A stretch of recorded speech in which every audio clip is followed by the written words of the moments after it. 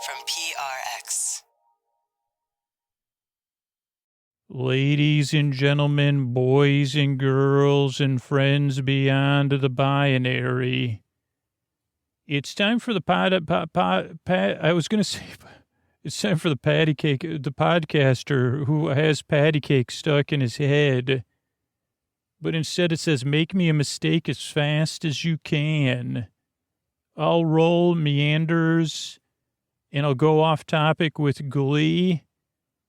And hopefully soon you'll be so sleepy. I don't know how I pulled that together, but it's, you say, this is confusing already. Is this show all rhymes? And I'd say, no, just early pandering rhymes that I barely rhyme, just like I barely make sense. And you're in for a treat because it's time for Sleep With Me, the podcast that puts you to sleep. And be sure to check our show notes or resources if you need extra resources in this time for self-care, for mental health, and to support the Black members of our community. There'll be links to organizations in the show notes, as well as links to these sponsors, which enable us to bring you this show twice a week for free. Thanks.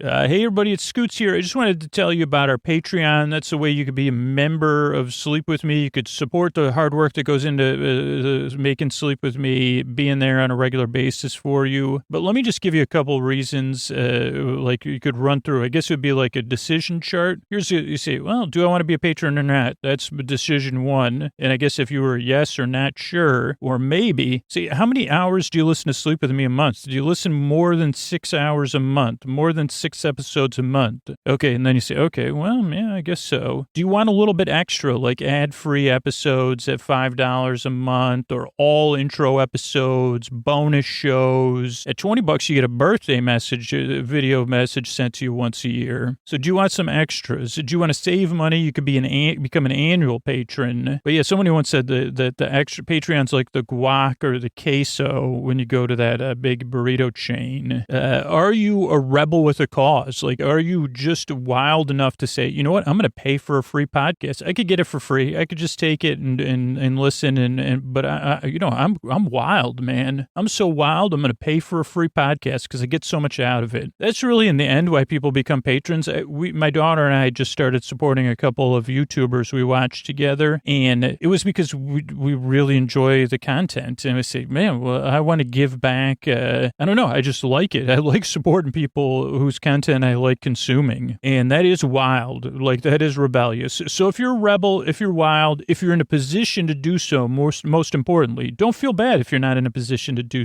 so. The podcast is here free for you. So don't worry about it if you can't become a patron. But if you want to, go to sleepwithmepodcast.com/patron. So that's sleepwithmepodcast.com/patron.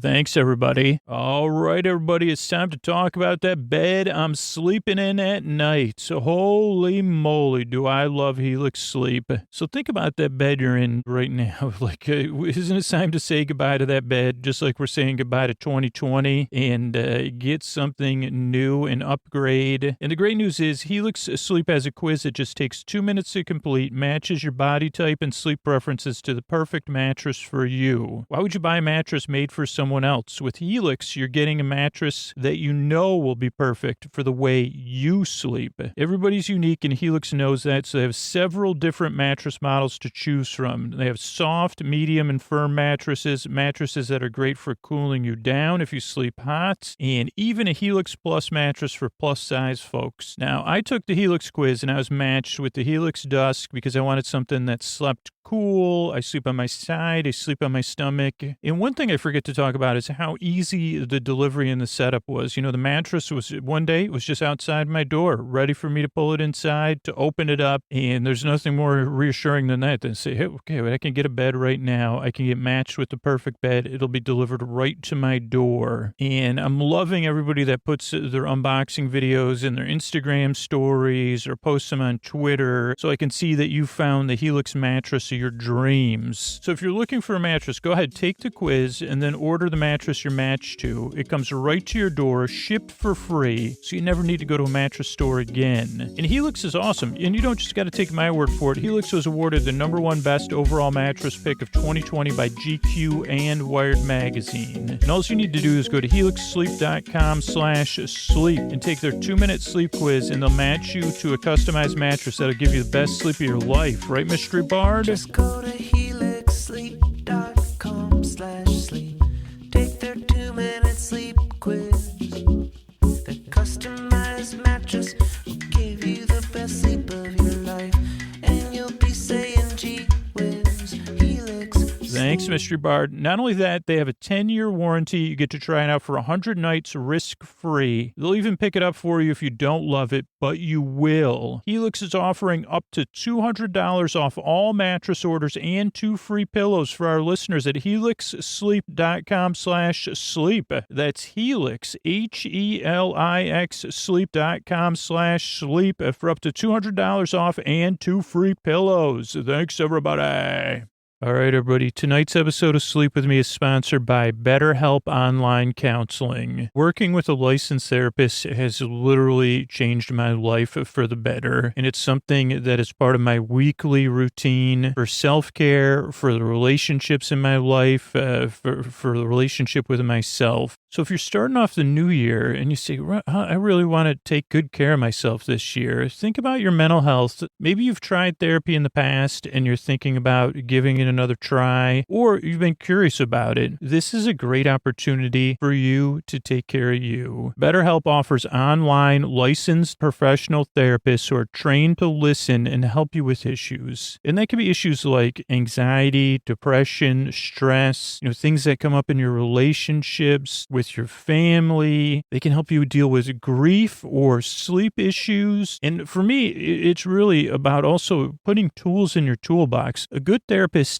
gives you what you need to make your life more manageable and then flourish. That's really what their goal is that you could flourish. And it's about finding the right therapist. And I know that can seem overwhelming or intimidating, but BetterHelp makes it easy. You simply fill out a questionnaire to help assess your specific needs, and then you get matched with your counselor in under 48 hours. You could easily schedule secure video or phone sessions, plus exchange unlimited messages with your therapist from the comfort of your home. Everything you share is confidential, and if for any reason you're unhappy with your counselor, you can request a new one at any time at no additional charge, so you could find the right person. Join the 1 million plus people who have taken charge of their mental health with the help of an experienced BetterHelp counselor. BetterHelp is a convenient and affordable option, and Sleep With Me listeners get 10% off your first month with the discount code SLEEPWITHME. That's one word, Sleep With Me, to get 10% off your first month, and you could get started today at betterhelp.com/sleepwithme. That's BetterHelp.com/sleepwithme. And remember, there's no shame in asking for help. You deserve it. Thanks, everybody. All right, everybody, it's time for the Sleepy Supporter Zone, the one part of the podcast I need you to hear, because this is where I thank the listeners who supported the sponsors. Let the sponsors know about it. That's how I'm able to be here for you free twice a week. So I really, really, really appreciate the listeners who did that. And I want to thank Angela, Nalilo, and Mrs. D, who supported Native, shared pictures of their scents and what they got, and Brenda, who shared in her Instagram story about her Grove box, even gave me a tip on some compostable wipes I didn't even know about. So thank you, Angela, Nalilo, Mrs. D, and Brenda. If you support a sponsor, particularly one of our sponsors right now with a free trial like Headspace, like Beachbody, if you support a sponsor like Grove or Native, Daily Harvest, Air Doctor, let them know about it. Let me know about it, because it really does make a big difference when you let them know you heard about them on the show. And I'll try to thank you here on the Sleep Sleepy Supporter Zone. You could also see me using all of our sponsor products on our website, on our sponsor page. The second part of the Sleepy Supporter Zone is something I like support, which is you, the listeners. Sorry, I got mixed up there, but because there's three parts to Sleepy Supporter Zone. So let's just go with it. Something I support right now is the Emotional PPE Project, and you could support it by going to emotionalppe.org to find out more and how we can just support the people out there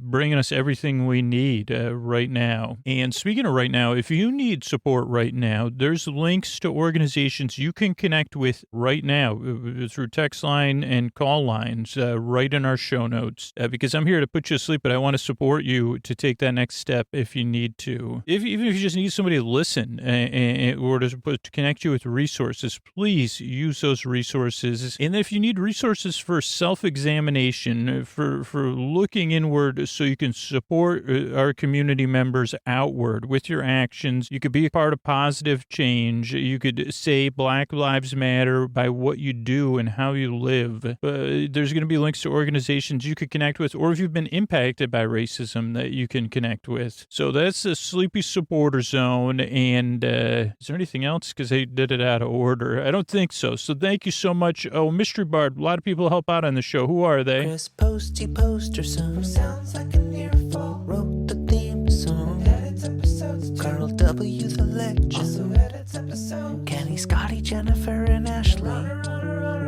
Eric and the team at Astound are on the website. I am the Mystery Bard. I do the lullabies, yeah. I do commissions at JonathanMann.net. I'll write a song for you. It's almost Christmas, y'all. You can tell me the story and I'll make it personal. You see the kindness shine straight on through when the listeners form their own Facebook group. Keith, Stacy, Sarah, Julie, and Jennifer. These are your moderators. Get support dear Scooter on Patreon. Buy the merch and support the sponsors. You can find anything you want at sleepwithmepodcast.com. And we're so proud that we could dance. We're raising money for the Water Wheel Foundation, and Scooter might get a perm. Thanks, Mystery Bard. I'm at Dearest Scooter on Twitter and Instagram. That's where you can find me. What do you say we slow it down and get on with the show? Hey, are you up all night tossing, turning, mind racing, trouble, getting to sleep, trouble, staying asleep? Well, welcome. This is Sleep With Me, the podcast that puts you to sleep. We do with a bedtime story. All you need to do is get in bed, turn out the lights, and press play. I'm going to do the rest. What I'm going to attempt to do is create a safe place where you could set aside whatever's keeping you awake, whether it's thoughts, feelings, physical sensations, so anything on your mind you're thinking about from the past, present, or future. Anything you're feeling emotionally that might be coming up for you, related to thoughts or physical sensations, those could be keeping you up. It could be it could be something else, right? Like changes in time, temperature, routine, your partner. You see, I think you're are you snoring? I don't know why tonight your snoring's just, it's a little bit more unpleasant for me than this normal level of tolerable unpleasantness. But you know I love you and you're asleep anyway, which is maybe why. But it could be anything. Whatever it is, I'm here to help or to try to help. And what I'm going to do, what I propose to do, is try to create a safe place where I can distract you from that. I'm going to smooth this safe place. I'm going to pat it. I'm going to rub it down. I'm going to prepare it. I don't know if have we had a red carpet to the safe place? I mean, we've talked about red carpets before.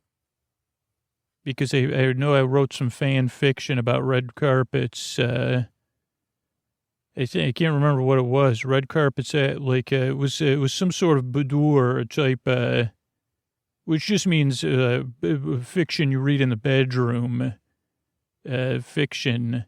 I think it was my Knox series, but it was like a Knox on the red carpet. Maybe tonight that's what we'll do. It's a Knocks episode about, Knocks. I don't know if we could do an episode about Knocks and Knocks and Knocks. That's a great idea, but I'm actually in the middle of the intro. Creative brain. For once, I have to tell you that's a great idea, but I gotta focus on the current time. So I'm gonna I'm gonna smooth this place. I'm gonna pat it. I'm gonna rub it down. I'm gonna say safe place. Then I'm gonna send my voice across the deep dark night. I'm gonna use lulling, soothing, creaky, dulcet tones, pointless meanders, superfluous tangents. So I'm gonna go off topic. And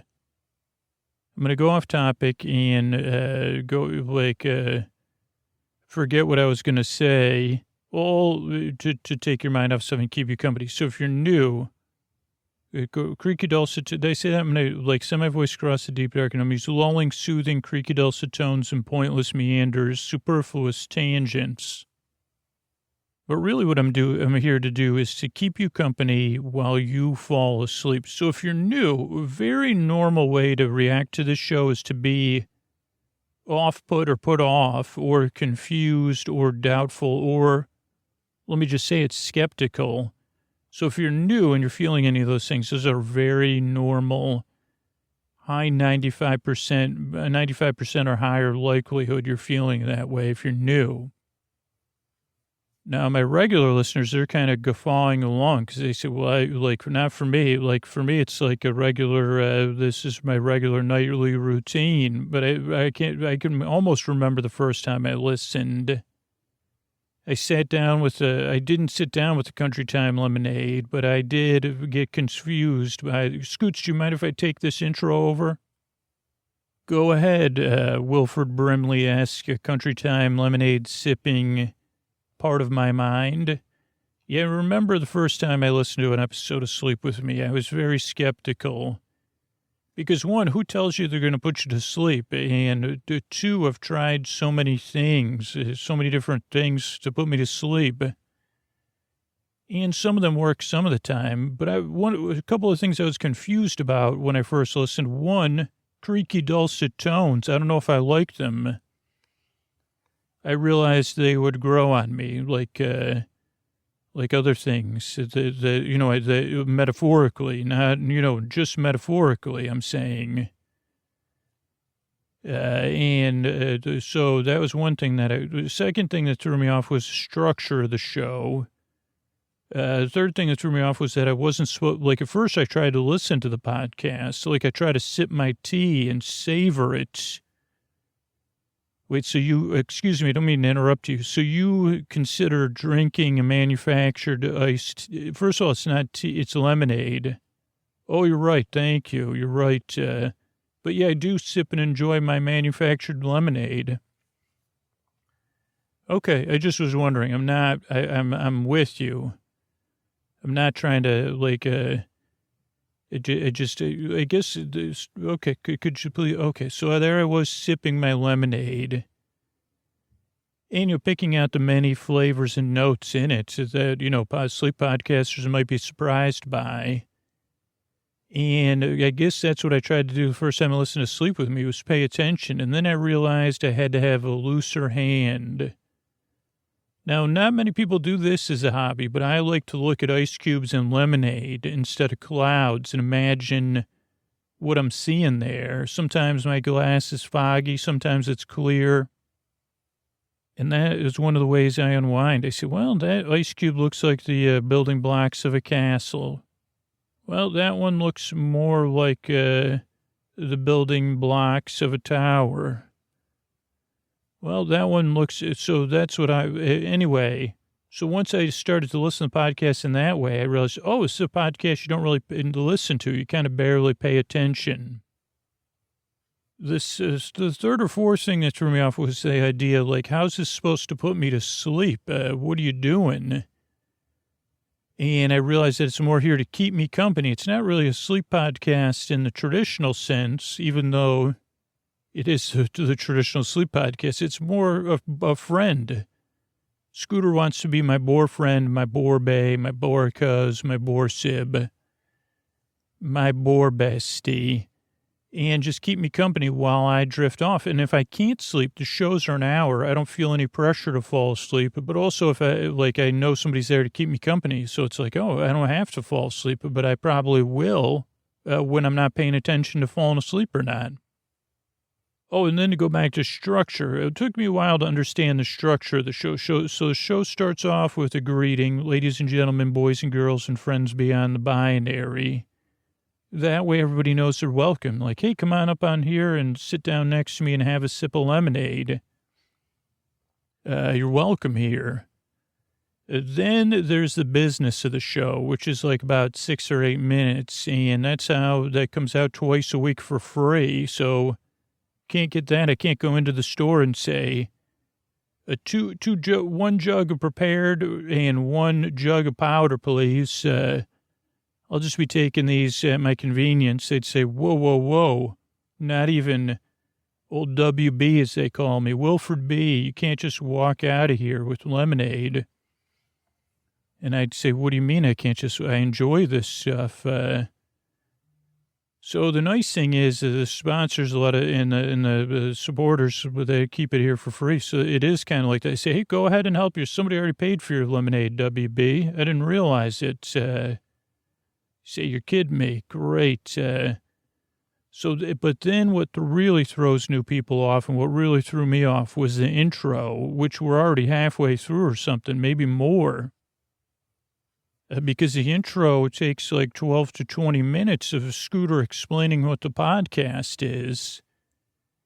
And I never really understood it till I realized it was so understandable that I misunderstood, which barely is understandable anyway, but I'll try to explain it. The intro is like 12 to 20 minutes of, I would say, preparatory nonsense. But it's not just preparatory.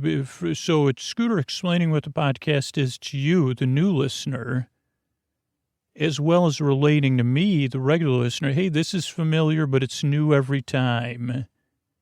So the new listener gets an idea that, Scooter might talk to some imaginary figure or go off topic or walk around. He might be trying to explain what the podcast is, then visit a grocery store, then sit on a porch swing with a brilliant and friendly historical figure. Probably considered as, no offense, Wilford, but not, you're like, I don't really know anything about you, so you're totally fiction to me, which means you're doing your job. So you're reinforcing your legacy by not being my hero, Wilford. Is it Wilford or Wilfred? Anyway, Scooter, thank you. Wow, it took a lot out of me. I had to sip a lemonade there after, but I guess I'm such a good performer that Scooter can't project heroism onto me. So I guess that makes sense. I live in my roles. Just like I relax in my lemonade. So, where were we? So the intro, it goes on and on and on. And some people say, well, when's the show? I said, when's the show going to start? And then I realized after the second or third try, oh, this is part of the show. While you could skip ahead, this is what a lot of people unwind to or start to relax to, or some people fall asleep to it.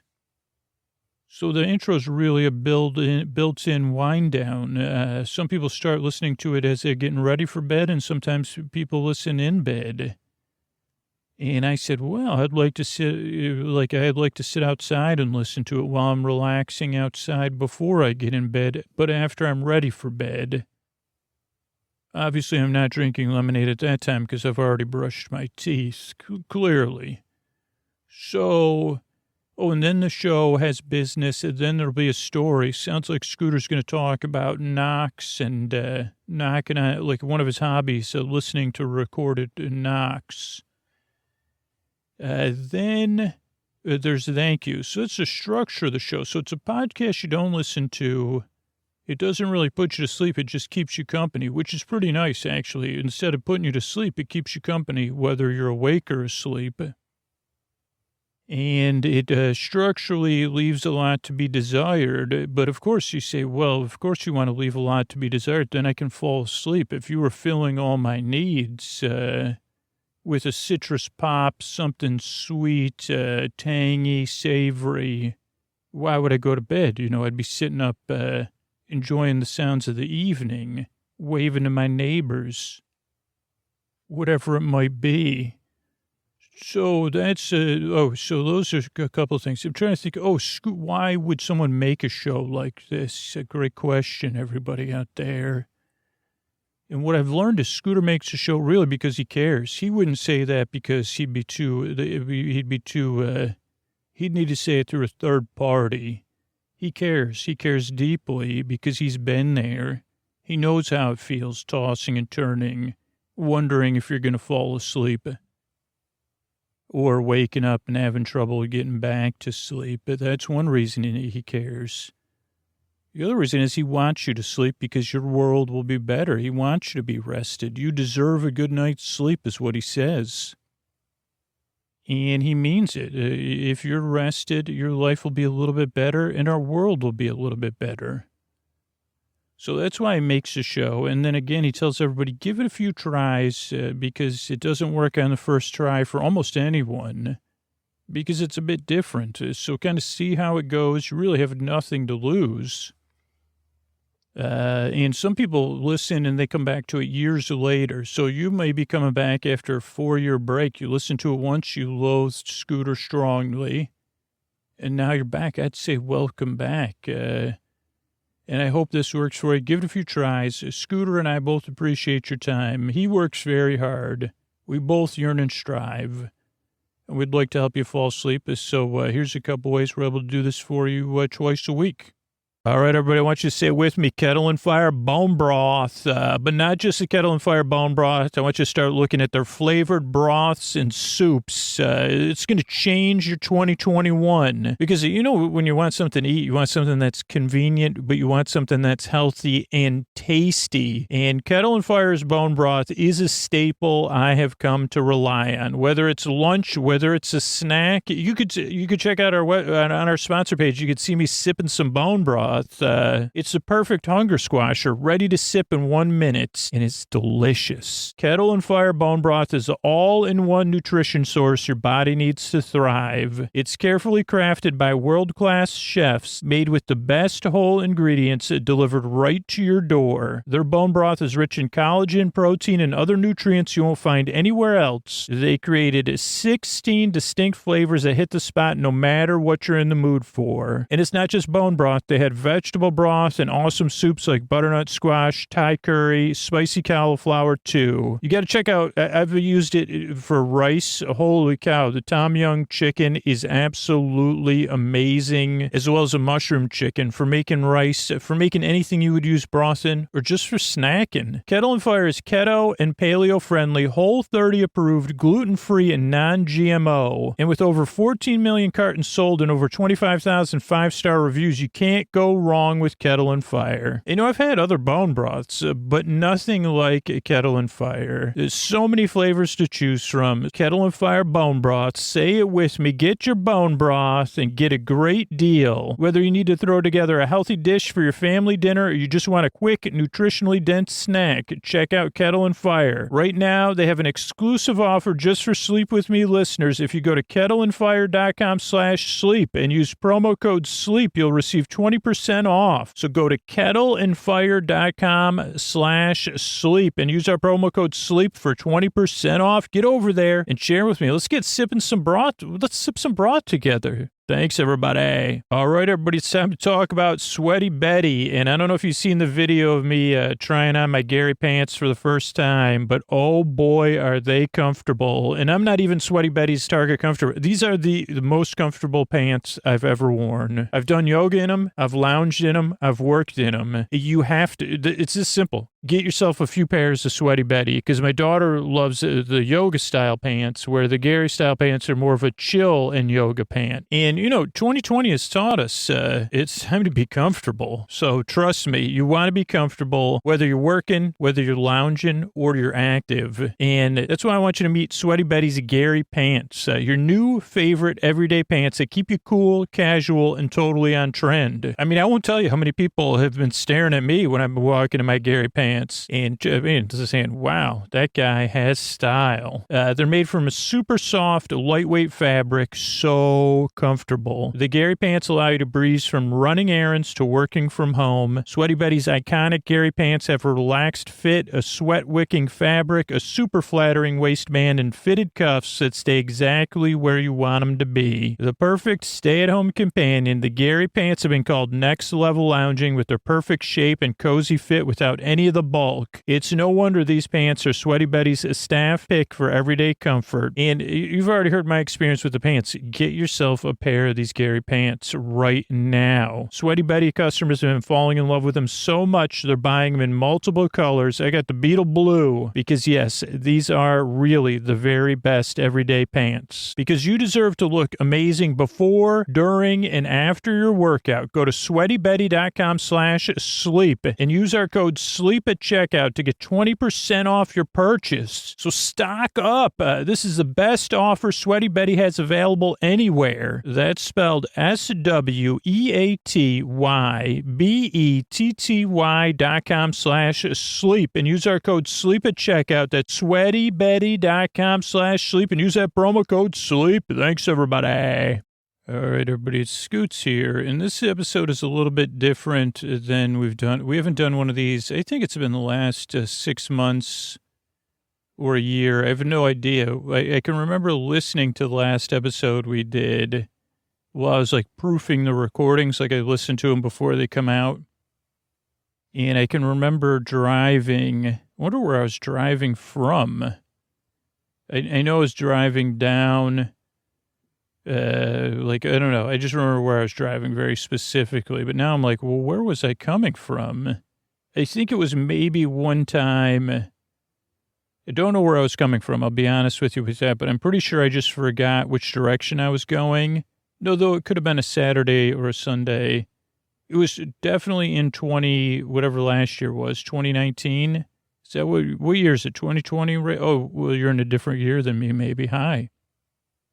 But yeah, I'm pretty sure it was in 2019 or early 2020, January. That's when I was listening to it. So I don't know when the episode came out. Scrabble Scramble, was that the one? And they say, Scoots, that was episode 640. I would say, oh, really? Wow. My memory is jumbled like scramble tiles. Oh, it's called Scrabble? Well, my memory's scrambled. Scrambled and Scrabble. Like, Scrabble scrambles me anyway. But so, I don't know, actually, yeah, no, that was so this episode has a bit of a setup, but since I've done one in the last, 6 to 12 to 18 to 24 months, I won't set it up too long because it has a layer. This one is a little bit different than even the ones we've done before. So, a lot of people say to me, Scoots, how do you relax? Oh, boy, that Making a Sleep podcast must be really not sleepy. And you must really have to unwind. What do you do? Do you, sometimes I have to be honest about the things that pop in my head while I'm talking. And even though I thought I was going to talk about something else, when I was trying to imagine a listener asking me that and then me responding, and a listener like you listening saying, hey, Scoots, what do you do to relax? You know what popped in my head was me in a gondola, as the gondola person, the gondolier, pushing the gondola. And I wasn't singing in whatever popped in my head, but I said, well, that's not actually what I do to relax. And personally, the people talk about meditating or mindfulness and just looking at the stuff that pops in your head. And that makes up a lot of the content of this podcast too. But of all the things in my entire life that I said, well, if I was talking about this, I would expect this to pop in my head.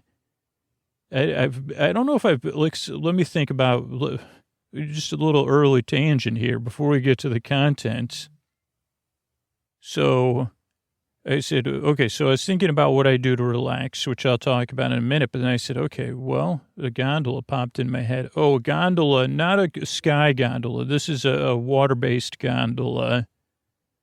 And let's see. So I said, why would that pop in my head? How relaxing is it for me? Now, for some people, maybe gondoliering or gondoling, like the act of being gondoled or whatever, propelled riding in a gondola or on a gondola. Are you in a gondola? I guess technically, I think it has one step down, so you're in it.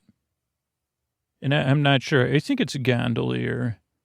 But for me, I'd say only if I was like going undercover gondolier. There's somebody let me know about that's what this could be about. Let's lean into this. So we'll come back to that undercover gondolier thing. I thought it was going to be knocks on knocks on knocks, but we'll talk about knocks.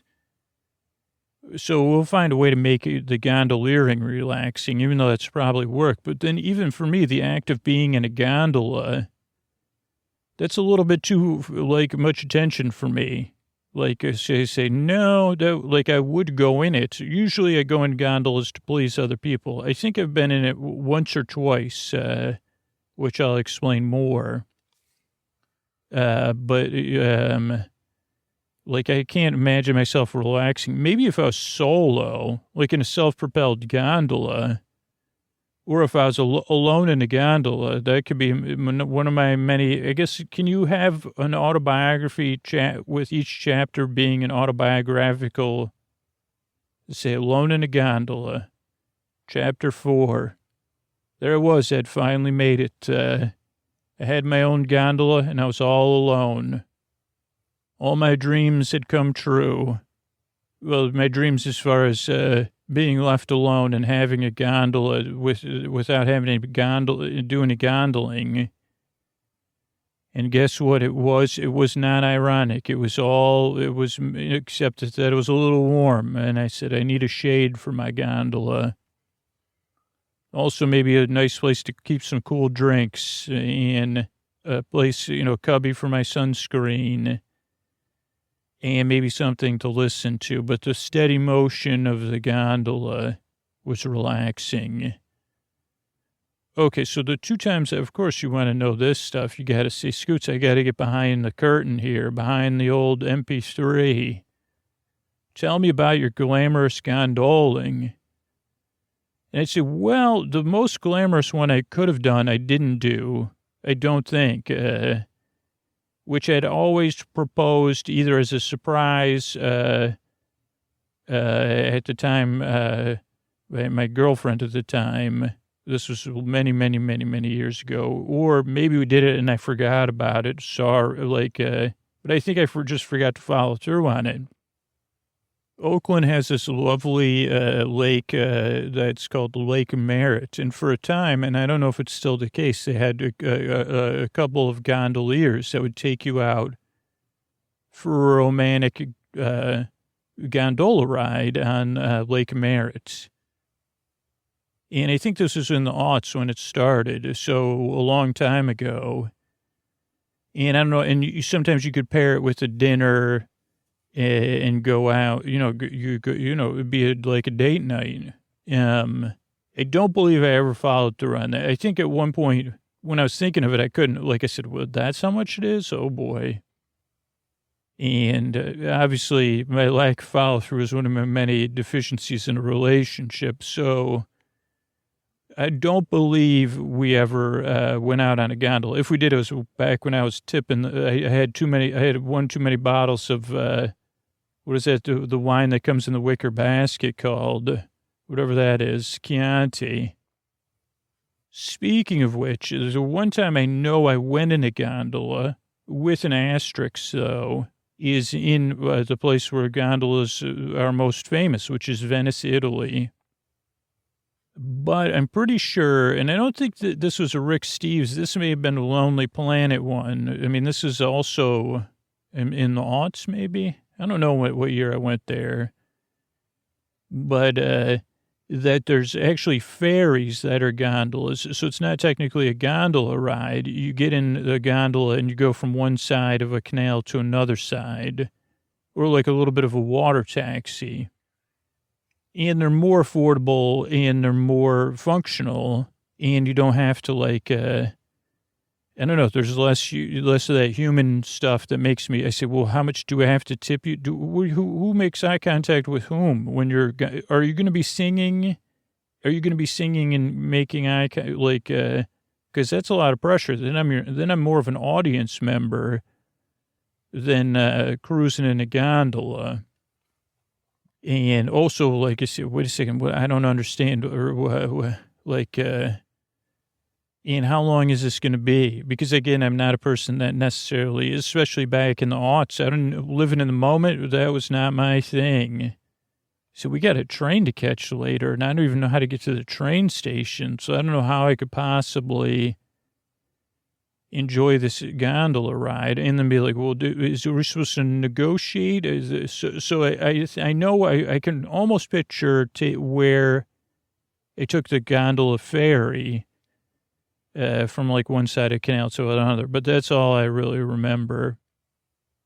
And I'm not even sure if that happened. The other place I took a gondola was like the exact opposite of the manufacturer. I guess it was like, because I think Lake Merritt is like a giant retention basin. It's not a natural lake. It is maybe it is, I don't know. But, and then Venice, but in the Venice resort or whatever it is in Las Vegas, I did go with a gondola ride there with my parents. Every boy's dream. I think I was in my 20s or probably my 20s, maybe my 30s, of riding in a gondola inside of basically a shopping mall behind a casino with your parents. Actually, it's pretty fun. I think my parents were there. My dad was there for a convention, and I probably flew there to meet him and my mom, and I would normally stay with them, though not always. I think this only happened twice, so it feels like it happened 1,000 times. And actually, it is kind of fun to just walk around and do that kind of stuff. So I remember there because my dad, I think you had to wait in line. This was when the Venetian, that's what it was called, was somewhat new. Though, well, I could get back to the though, but basically, I think you'd go around. I think that person sang, and it was nice. And I think it was funny. I think my dad was cracking us up, and it was probably a pretty nice gondola. And it's made to look, it's one of those places that like looks outside, like the outside looks inside. I was just there in January because I had a long layover at the this is the second time I've had, took this one very low priced airline, and you would have a layover of about 8 hours, and that's if everything's running on time. And so learning my lesson from the first time, actually we did it the first time too, is like your layover's so long, you might as well leave the airport and go to the strip or something to do something for a little while. Because, being at the airport's you run out of stuff to do pretty quick at the airport. So those are the gondolas I've been in. And for some reason, my brain thinks so this is a very special episode because it's, what did I say? The lonely gondolier, the gondolier who liked to be alone. I forgot. But yeah, so hello. Welcome to my gondola. This is the famous great courses in gondolas you signed up for. And I'm Scooter. I'll be guiding your gondola and teaching you a course today. And I'm really glad you're here. Oh boy. Now this, I don't know, this is my first day too. So I don't know if this is your first, not my first day teaching this. Well, it is my first day teaching this class too, but this is a hobby class. And you're, of course, paying a beta rate of 0.0. So we're really in for a delightful time. And I'll figure this out. We're here now we're here in the cloudy dream zone. Oh boy, is it nice this evening. So nice to see you. And we do have these gondolas designed for multi-choice gondolas. There's a bed, there's a wood panel, which you could remove, and we just float it behind us, to be honest. And then there's a bed underneath there. It's all, all ready to go. Now, this is an open gondola, so it's resting only. Or, you can use the benches and you could get comfortable in that way. There's notepads and pens and pencils for taking notes. So today's great course, and you can let me know, like, once you take the cover off, though, I put it in the water, so then you can't really, it's a beta, we're working on it, but that was an idea. I said, what if they had a bed?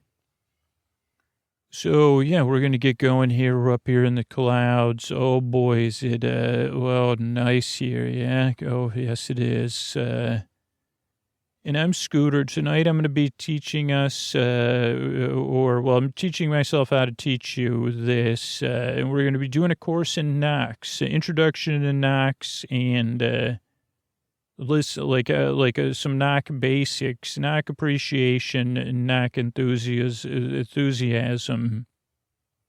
And you may have, I guess by the look on your face, you've been signed up for this course. You may have not signed up for it yourself, or sometimes because stuff's free, I do that too. So, yes, tonight I'll be teaching you, giving you a little exposure to the wonderful world of knock enthusiasts. I don't know why I said enthusiasts that way, but let's not make an ew and we're gonna have enthusiasm about knocks. And what do I mean to be enthusiastic about knots? Well, knocks, not knots, not Don Knotts, and not K knots in wood, and not knots, knocks. I'm sorry, I don't always pronounce Knocks.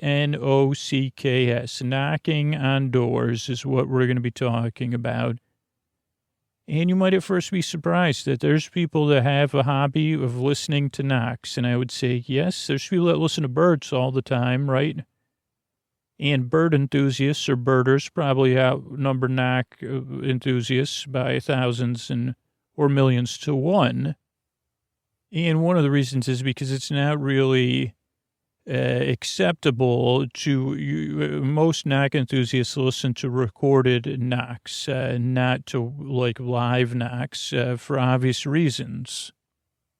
Though if you listen to the other recordings we will have available as part of this imaginary package, you could hear about other knock-based events and those kind of things. But yes, there is a small sliver of the world, including one sleep podcaster, who listens to recordings of people knocking on doors. Exactly. Across the world, across the globe. The variety. There's an endless variety of people. There's not an endless variety of doors.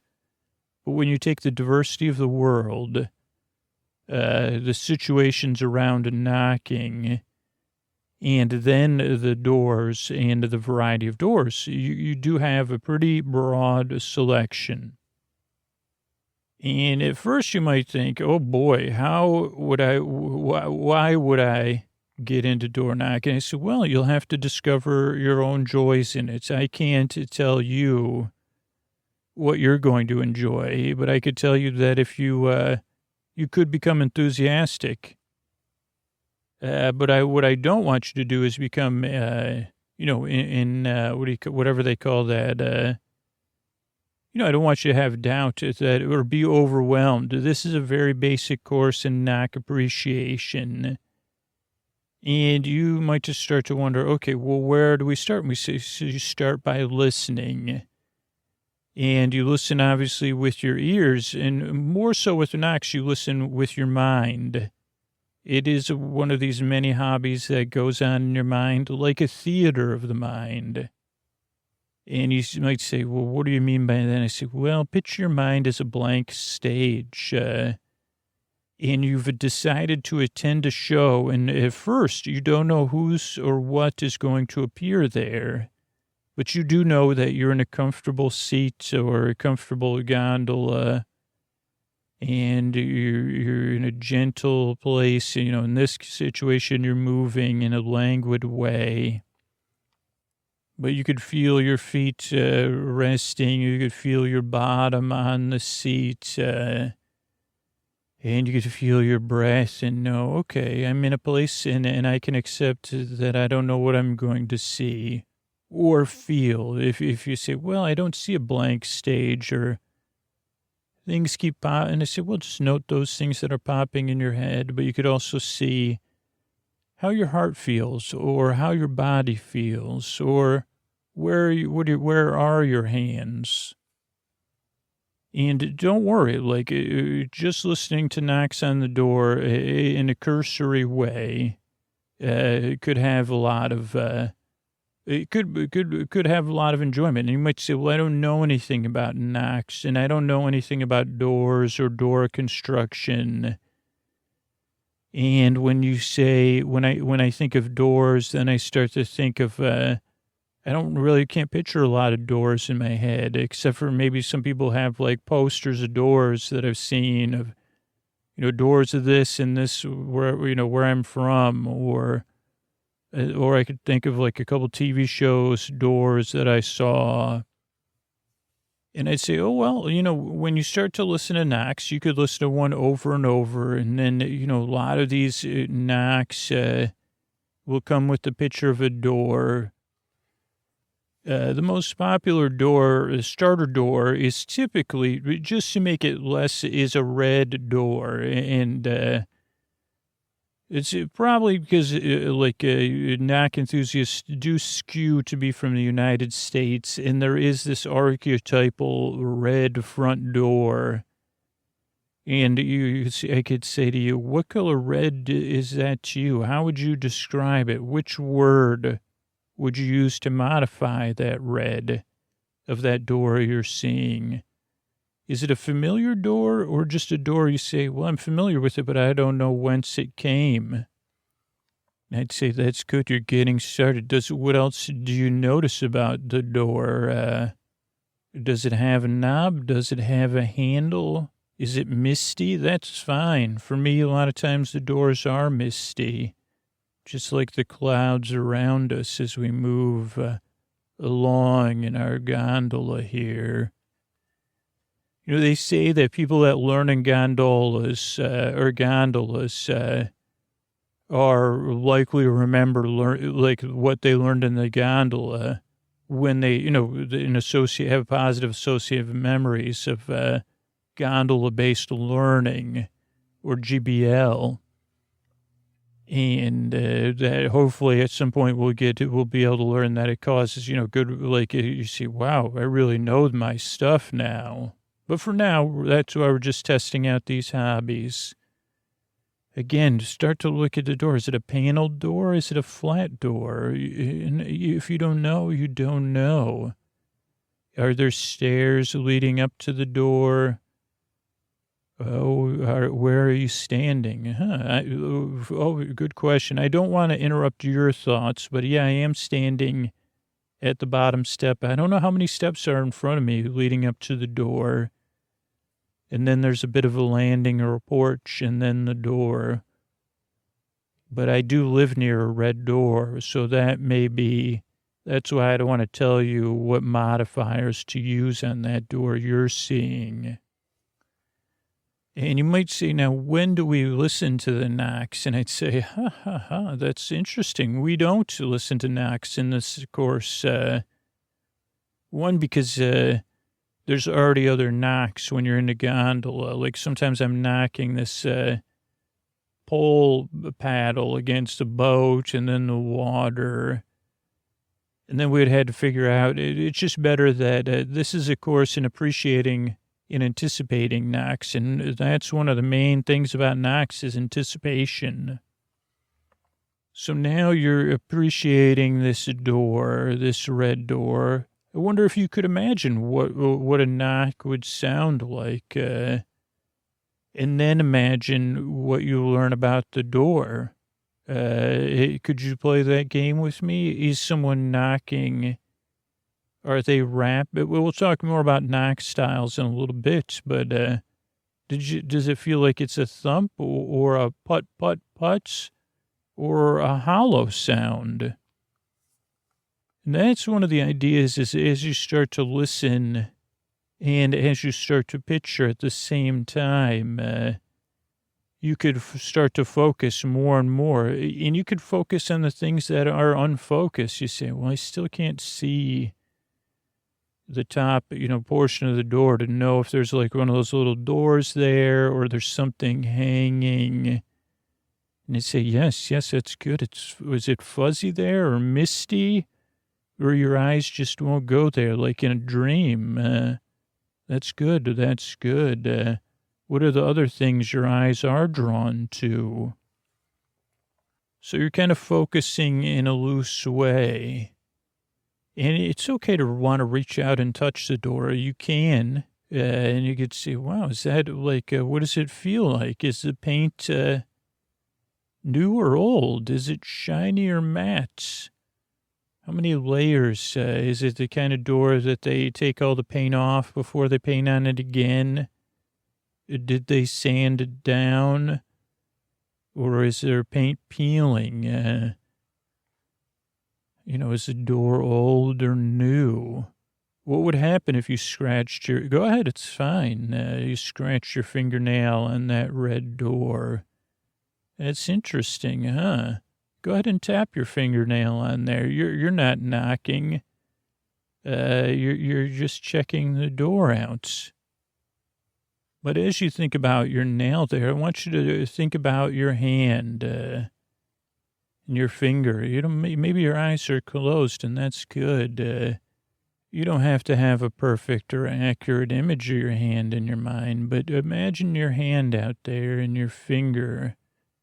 Then start to think about closing your hand into a loose fist. You don't have to have a tight fist. And maybe think about rotating your hand to the side, to the left and right. And also think about which hand are you holding up? Is it your right hand or is it your left hand? Are you right-handed or left-handed? Oh, it's interesting, huh? Is this the hand I always knock on the door with, or not? I don't know. And that's my answer. For me, it was my right hand, but I'm left-handed. But now I say, wait a second, or do I base my knocking on where the knob is? Wait a second, are knobs always on the left-hand side? Did I ever read like one of those articles, or has there been a clickbaity article? Why are doors knobs on the left-hand side? So you could pass the Ducci. But no, it's not because of that. Has 99PI done an episode about doors or location of doorknobs? Why do some people say call someone a doorknob in a non-pleasant way? I don't know the answers. I may even have to edit that out because I don't even know if that's okay. But so go ahead back to your hand and think about, okay, now lean it back and forth. Use your wrist a little bit. And you're almost, right now, you're making a knocking motion. Now, you'd say, I don't think I would normally knock with just my wrist. And I'd say, yeah, probably not. Only at the principal's office, maybe. Or someplace where you don't want to, where you think someone's doing something that you don't want to, you like, that's called knocking lightly. That's a gentle knock, a wrist knock. And now you've found first words, and you may have called it something else. What did you call it something, or did I say something first? But go ahead and take that in your mind and start to wonder. I wonder what that would sound like. And even make the motion at that red door in front of you.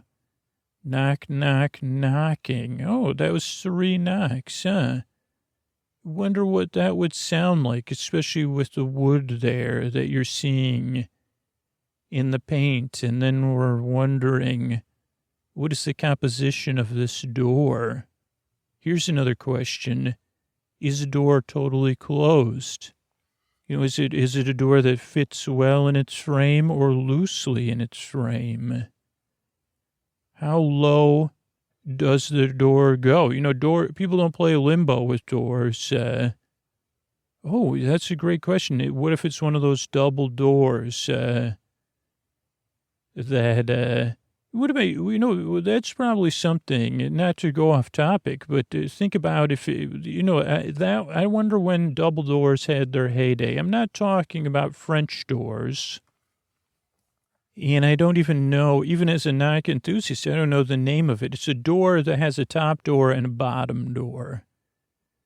And normally the top door could be opened independently. The bottom door only in silent comedy films would be opened independently, because then, you know, someone would walk out, but they think the top door would be closed, the bottom door would be open.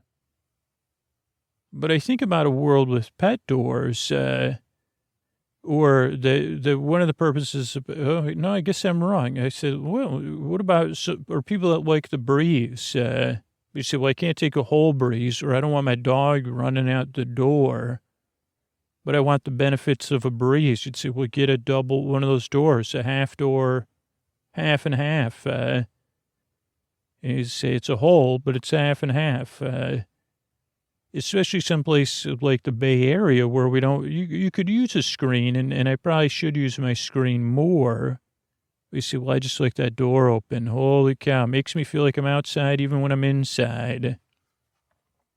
And again, the dog can't run outside because the bottom door is closed. And then, yeah, I like to, and this is just a personal preference, I like to do a lot of leaning and looking.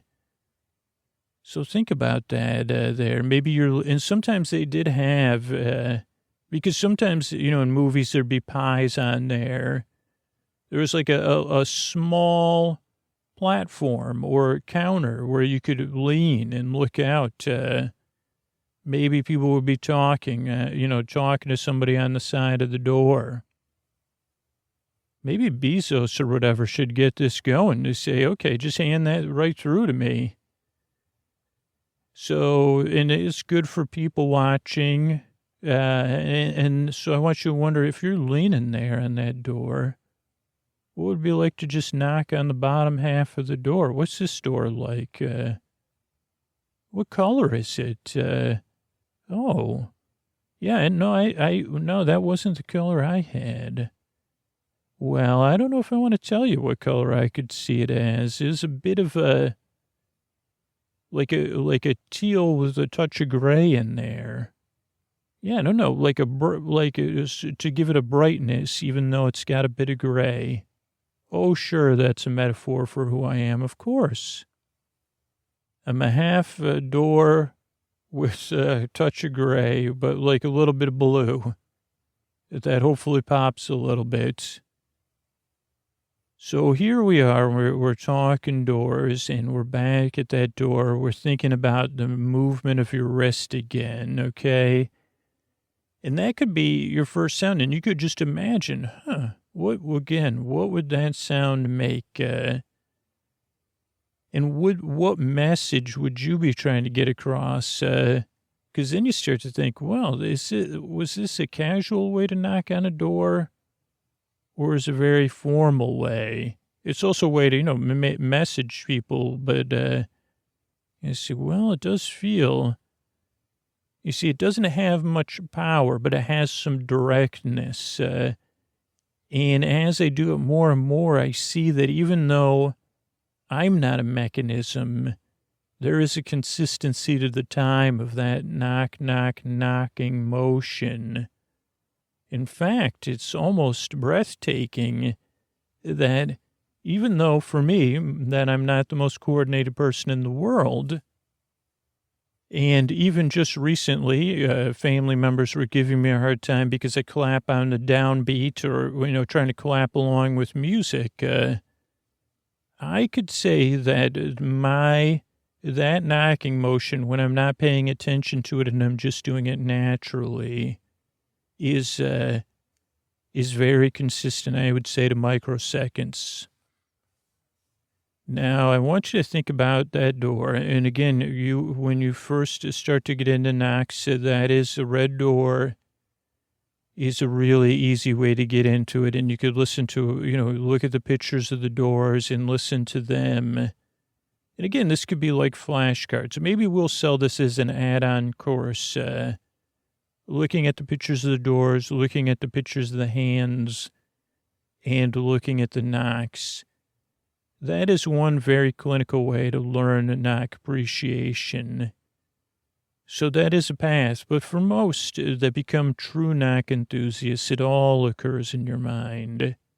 Because the nice thing about knocking and knock appreciation is that not taking away from bird songs or bird calls or bird enjoyment is that those have a lot of vestiges in reality, and that most people enjoy say, well, that is the song of this, and it means this, and that has a true value and true pleasure in it. Because knocking is something we're doing at a distance, and at this point, it's something that's recorded intentionally a lot of times. Now, there are people that just record their door 24/7. And those are wild knocks, we call them knocks in the wild, or the people that have a job knocking on doors, and they will wear, and they're very respectful. They realize that, but they record knocks. And then there's a history of knocks. So we still have knocks that are recorded from the past. Listening to knocks is different than listening to a bird because there just was a couple layers removed. And that's why a lot of it does happen. And there is this freedom and this extra pleasure because it happens within your imagination. There is an unreality to it that is attached to reality. And hopefully it becomes something fun for you. But I want you to also know that the nice thing about this is there is no pressure and there is no right or wrong way. And there isn't a right answer. I mean, again, if you are doing a very...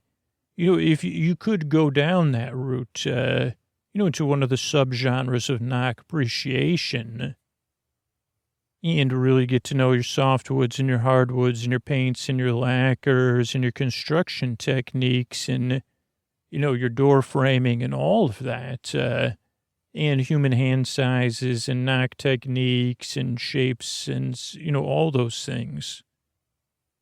That is a subgenre, but you can also construct your own stories, or much like paintings and art that you're allowed to project onto versus getting a tour with a docent that tells you what it means. Knocks and knock enthusiasm for a lot of people is a part of the search for meaning and a part of projection. And maybe you say, well, that's the only thing people are interested in that are narcissists. And I'd say, well, wouldn't they be more interested in mirrors? And you'd say, well, so that's okay, though. We welcome anyone who's interested, unless you're going to, poo-poo knocks. Then we say, okay, well, what are you doing here then? We're here, especially in my gondola. I know you're not doing it, though. This is an experimental thought I was putting out there. Here's one more thing before we move on to a couple specifics. A lot of people, another layer of enjoyment that at first you might forget that you might want to dip your toes into are two other ones, season and weather. And start to think about, again, if you want to go to that red door, or maybe it's a different door for you, or maybe it's that have door. Or maybe it's a door that you're very, very familiar with. Like for me, a green door or an orange door. It's a door that's been both those colors, but that's still misty. And that has a faded brassy knob, but it's, covered in like a, whatever. It's not brassy other than that, there's some sort of brass-like construction. And they say, wait a second, is that one's on the right, but all the other doors were on, or is it on my left? I don't know. And that's okay too. But think about the seasonality. What is the weather? What's behind? How does the air feel on your back? Is it cool? Is it warm? Is there humidity? Is there wind? Where is the sun in the sky? It's a huge sky. It could be it's behind the house. Okay. What else is going on? Were there trees where you are? Are there leaves in the trees? Are there needles in the trees? Or is it more arid? Is there drought-tolerant plants? Did you come up a sidewalk or a dirt road or a path? What weather, are you coming from? You say, okay, well, it's good to be here under the eaves of this house because it was stormy. So think about that. And that is another thing, an even deeper level is what are you bringing to the door? Because a lot of people, for the first few times they're knocking, you do get this closer up view. And that is one of the ways to view and listen to knocks is a close-up view where you're either knocking or you're there experiencing the knock right there at the door. So another thing to be aware of is what are you bringing? It's okay, especially with knock enthusiasm, to have your day be there with you listening to the knocks and observing the doors and wondering, did you have a frowny face day? That's okay. Maybe you're thinking about knocks in a frowny faced way. Are you tired? Are you excited? It's a playground. Again, to play in. So another thing we want to get into, even though we call it knocks and knocking, there is a delineation that we do use in just shorthand. This isn't a formal jargon, but more of like a point of clarification of knocks versus knocking. And it's just something to place in your mind of like knocks versus knocking is that knocking it has, again, a formality to it. Knocking may be message-driven, where knocks are more non-message driven and maybe have a richer subconscious language to them. But that knocking can have as many layers or even more than that. But as you start to listen, you say, okay, I don't understand what you mean. I say, okay, I'll explain a little bit more. We're going to start with knocking and just some basic forms of knocking. And you may picture in your mind you doing this or you hearing this or you experiencing it or just with sounds or images or whatever pop in your mind. And maybe those will align when you start listening to knocks, and maybe they won't, or maybe there'll be a strange layover. But again, knocking a lot of times has messaging. One knock I like to start with this course with is a hurry up knock. Now you say hurry up. Okay, so what does that sound like? What is the technique? Yeah. What part of their hand or knuckles is hitting the door? Where on the door? Is it a young person? Is it an adult? Is it a child? And then again, it could be, what are they saying? Hurry up and answer the door for. Hurry up and let me in because my, BLADDDER is full. Or hurry up, let's go. Or hurry up, I can't wait to see you. There's so many more forms of that, but that is a very popular style of knocking. People say, oh, nowadays, everybody's in a hurry, even when they knock. And I said, people don't even knock on doors anymore. And I would say, well, that's somewhat true. Some of these knocks have fallen out of, but they're still important, and they're still tools for communication. Think about that. We're communicating with our knocks. You'd say, well, yeah, I forgot. Now, the second one is kind of plays on this. It's a type of knock where you're not attempting for the door to be open for you to come in, but you're communicating. You're knocking and you're saying, I'm outside to pick you up. I'm here. So think about, I'm here to pick you up. Sometimes it could also be combined with the hurry up. Or there are times it's just like, hey, just so you know, I'm here. Or, some people just sit in their car and wait, or now you might use your phone. So again, this one might be a little bit less, I'm here to pick you up. I hope your parents don't answer the door. Just come out. Going forward with that is another kind of knock of, I'm leaving something outside your door. Again, this is a popular knock. And is it a one-time knock? Is it a two knock? Is it a professional delivery person, or is it someone from your community? They say, well, remember I said I'd leave those dress forms outside your door, or whatever it is. Those doorknobs you wanted to take a look at. But I know you said you'd be on a Zoom call, or I didn't want to bother you. So I'm knocking to let you know I left those outside the door as I said I would. Or, I'm in a hurry. I'm on my way, so I just had to leave them. And like I told you. So those are different. You see how many layers there could be to those knocks?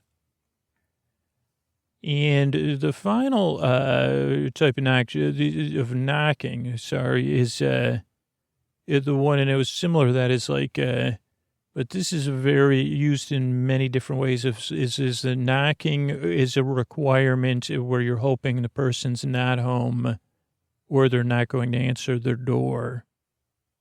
So you're knocking, and you have to knock, and also know it can't be a pseudo knock, which is, we say, well, this one was a pseudo knock. They didn't really knock. They only pretended to knock, or they barely knocked, or they knocked, but their heart wasn't into it. And I'd say, okay, that's very, very good. Now, finally, I want to close our course out with, as we come here to this up here is where you'll be departing the gondola. Actually, I'll be departing the gondola, and you get to lounge. Gondola for one. That's what, so that you can relax. There's a little thing there for sunscreen. There's a roof that pulls out. There's some cool drinks. So you make yourself comfortable. But before we do, as I park this gondola, I want you to start to think about hands, movement, and sound before you start listening to knocks, and then as you start listening to them. And start thinking about, what do those sounds look like, or what do they feel like to you, or what words do they bring up? Is it like the famous poem, rapping? But you say, well, I'm not into that rapping at my door. But that's one. But you could say, oh, what if there was one, is there, you could be playful with that. Is there someone that's rapping like a beat, or they've been rapping to themselves, or they're listening to something and then they make a beat on the door when they're knocking because it's a casual knock? Or are they carrying wrapping paper? Or does it sound like some sort of wrapping paper? And then there's bumping. You say, okay, that sounds like a bumping. Is that a palm on the door? Or, a flat hand on the door? Okay, yeah, I can hear that.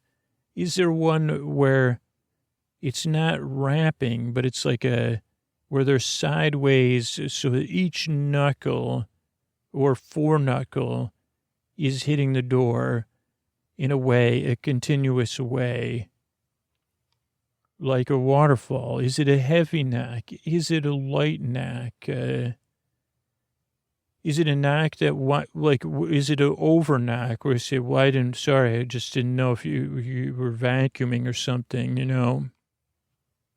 I'm going to close with one last exercise that you can practice, which is say, this is like a method knock theater. Is, and you could say it two different ways. And I want you to take this forward and practice this exercise right now in your heart and in your body and your mind. But then moving forward, I want you to picture some sort of a teacher. It could be a gondolier, or it could be some other image. And you feel comfortable with them. And they say, knock once with feeling. Or they just say, knock with feeling, and they present you a door. And then this would be like the course. This would be like where you're proceeding to the next level. And again, there's no right or wrong way. This is something to be excited about. Again, you say, well, I can't think anything. I say, okay, well, just knock. I can't think of anything. How would you knock on the door and say that in your heart? Or maybe you do it with a flourish. Or maybe you do it, how are you feeling right now is another way to respond to that, and knock once with feeling. But that doesn't mean just knock once, you know what I mean? Like one knock. But you could. Or you could be out of box, and walk up and, but like in the movies where they go, oh, no, I'm going to walk. Nope, I'm going to walk away. And that is how we're going to close our course, as I leave you here in your gondola to rest. I do have blankets here on the dock, so I could tuck you in there, okay, and give you plenty of space and say, enjoy that gentle feeling. And I hope this course in knock enthusiasm has been to your liking. Good night. All right, I think everybody became a patron recently. Eleanor, Jack, and Ashley, thank you. Thanks. Good night. Vern, intentionally, and Allison, thank you. Thanks, and good night. Trevor, Analia, and MK, thank you. Thanks, and good night. Peter, Kevin, and Jason, thank you. Thanks, and good night. Alan, Alice, and Laura, thank you. Thanks, and good night. Leon, Lindsay, and Kirsten, thank you. Thanks, and good night. Paul, and Trevor, thanks, and good night. Kevin, Ken, and Kimberly, thanks, good night. Dan, Venice, and Catherine, thank you. Thanks, good night. Olivia, Liz, and Roberts, thank you. Thanks, good night. Kate, Maureen, and Astrud, thanks, good night. Andrew, Annika, and Lori, thanks, good night. Alex, Vic, and Nicole, thank you. Thanks, and good night. Julie, Emily, and Ashley, thank you. Thanks, good night. Gabby, Kimberly, and Ryan, thank you. Thanks, good night. Richard, Rory, and Carson, thank you. Thanks, good night. Luke, Patricia, and Holly, thanks, good night. Julianne and Allison, thank you. Thanks, good night. And Ingrid and Chris, thank you. Thanks, and good night. Thanks everybody who supports the show directly via Patreon or supports our sponsors, and thanks everybody who spreads the word. Those are ways to really keep the show going. I appreciate it so much. If you have a chance, just spread the word about the show. Huge help of a podcast. And thanks so much. And let me tuck in and I'll let you know about one more thing. Good night. All right, everybody. Tonight's episode of Sleep With Me is sponsored by BetterHelp Online Counseling. Working with a licensed therapist has literally changed my life for the better, and it's something that is part of my weekly routine for self-care, for the relationships in my life, for the relationship with myself. So if you're starting off the new year and you say, I really want to take good care of myself this year, think about your mental health. Maybe you've tried therapy in the past and you're thinking about giving it another try, or you've been curious about it, this is a great opportunity for you to take care of you. BetterHelp offers online licensed professional therapists who are trained to listen and help you with issues. And that can be issues like anxiety, depression, stress, things that come up in your relationships with your family. They can help you deal with grief or sleep issues. And for me, it's really about also putting tools in your toolbox. A good therapist gives you what you need to make your life more manageable and then flourish. That's really what their goal is that you could flourish. And it's about finding the right therapist. And I know that can seem overwhelming or intimidating, but BetterHelp makes it easy. You simply fill out a questionnaire to help assess your specific needs, and then you get matched with your counselor in under 48 hours. You could easily schedule secure video or phone sessions, plus exchange unlimited messages with your therapist from the comfort of your home. Everything you share is confidential, and if for any reason you're unhappy with your counselor, you can request a new one at any time at no additional charge, so you could find the right person. Join the 1 million plus people who have taken charge of their mental health with the help of an experienced BetterHelp counselor. BetterHelp is a convenient and affordable option, and Sleep With Me listeners get 10% off your first month with the discount code SLEEPWITHME. That's one word, Sleep With Me, to get 10% off your first month, and you could get started today at betterhelp.com/sleepwithme. That's BETTERHELP.com/sleepwithme. And remember, there's no shame in asking for help. You deserve it. Thanks, everybody. Hey, everybody, Scoots here, tucking you in and letting you know if you're listening and you're saying, I want a more comfortable way to listen to Sleep With Me, but I also want the Sleep With Me logo on it. You could check out our Sleep Phones merch store at sleepwithmepodcast.com/sleepphones. It's all sleep phones, the whole lineup with the Sleep With Me, Sleep With Me logo on there. Pretty cool. You could get there at sleepwithmepodcast.com/sleepphones and then use our promo code Sleep With Me, and you'll get an extra $5 off. How do you want me to? You want me to tuck you in there? Move it? Move those blankets? Okay, how about that? Okay, you got it. Good night.